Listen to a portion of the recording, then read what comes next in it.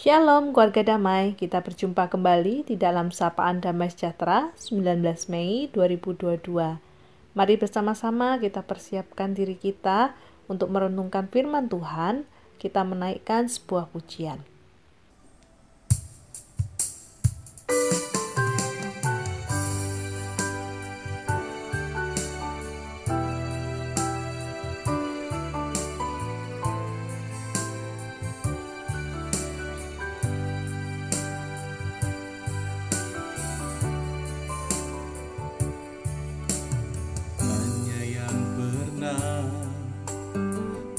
Merasakannya, kau duri dalam dagingku. Ternyata kaulah yang paling mengerti rahasia hatiku. Walau seakan tiada harapan, kasih yang telah menjadi dingin. Ku suka caramu memulihkan hatiku yang suam. Saat yang lainnya begitu mudah sirna, kasih-Mu ya Tuhan tetap bertahan. Engkaulah alasan hatiku percaya, kasih masih ada dalam dunia.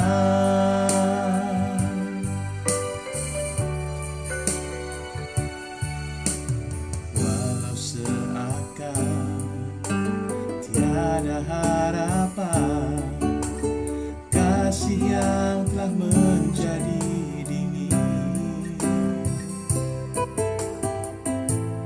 Ku suka caramu memulihkan hatiku yang suam.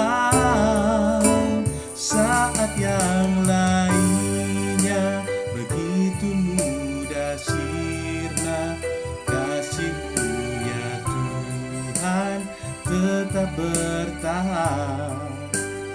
Engkaulah alasan hatiku percaya, kasih masih ada dalam dunia.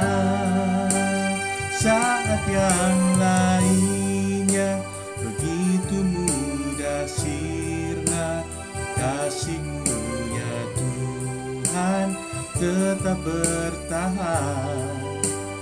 Engkaulah alasan hatiku percaya, kasih masih ada dalam dunia.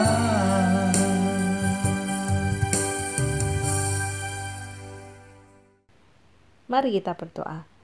Tuhan Allah Bapa kami bersyukur sekali lagi jikalau pada hari ini kembali kami boleh merenungkan firman Tuhan. Biarlah kami sungguh-sungguh boleh menyadari di dalam kehidupan ini bahwa kasih Tuhan sungguh nyata di dalam kehidupan kami. Itulah yang memampukan kami, menguatkan kami di dalam menghadapi setiap pergumulan, permasalahan yang ada di dalam kehidupan kami sehari-hari. Biarlah firman Tuhan boleh menjadi penuntun di dalam kehidupan kami, yang juga boleh terus-menerus menuntun langkah kaki kehidupan kami. Di dalam nama Tuhan Yesus kami berdoa. Amin. Bacaan kita pada hari ini diambil dari Kisah Para Rasul 15 ayat yang ke-35 hingga 41. Saya akan membacakannya. Kisah Para Rasul 15 ayat 35 hingga ayat 41. LAI memberikan judul Perselisihan antara Paulus dan Barnabas. Paulus dan Barnabas tinggal beberapa lama di Antiokhia. Mereka bersama-sama dengan banyak orang lain mengajar dan memberitakan firman Tuhan. Tetapi beberapa waktu kemudian berkatalah Paulus kepada Barnabas, "Baiklah kita kembali kepada saudara-saudara kita di setiap kota, di mana kita telah memberitakan firman Tuhan untuk melihat bagaimana keadaan mereka." Barnabas ingin membawa juga Yohanes yang disebut Markus, Tetapi Paulus dengan tegas berkata bahwa tidak baik membawa serta orang yang telah meninggalkan mereka di Pamfilia dan tidak mau turut bekerja bersama-sama dengan mereka. Hal itu menimbulkan perselisihan yang tajam, sehingga mereka berpisah dan Barnabas membawa Markus juga sertanya berlayar ke Siprus. Tetapi Paulus memilih Silas dan sesudah diserahkan oleh saudara-saudara itu kepada kasih karunia Tuhan, berangkatlah ia mengelilingi Syria dan Kilikia sambil meneguhkan jemaat-jemaat di situ. Demikianlah bacaan firman Tuhan kita pada hari ini. Tema renungan kita pada hari ini adalah berdamai dengan konflik. Keluarga damai, siapa sih di sini yang belum pernah mengalami yang namanya konflik? Saya yakin setiap kita pernah mengalami konflik, entah itu karena dimulai dari suatu hal yang begitu rumit ataupun karena masalah yang paling sepele. Bisa saja di dalam sebuah kegiatan gereja, panitia berselisih hanya karena masalah telur Paskah, mau telur asin atau telur ayam biasa. Itu menjadi suatu perbedaan pendapat yang bisa menimbulkan konflik. Dari hal yang paling sederhana hingga paling rumit, kita bisa mengalami yang namanya konflik, yang artinya adalah perselisihan. Dan kita bisa memiliki potensi bertengkar yang sama besarnya hanya karena masalah-masalah sepele.